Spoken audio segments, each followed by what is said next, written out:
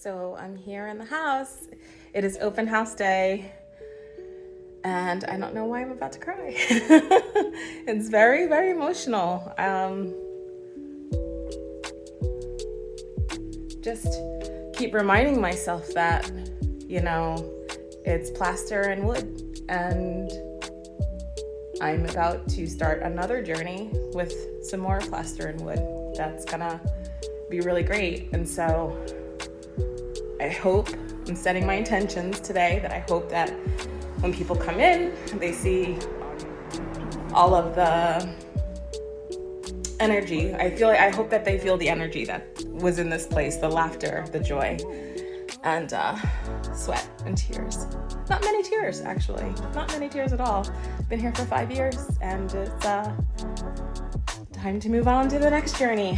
This is actually, this feels like it's the beginning of the journey, even though I already bought the land and I already started doing work on it. Today feels like the beginning of the journey for some reason. So this is it. One last look. Today, this home is gonna find a new owner.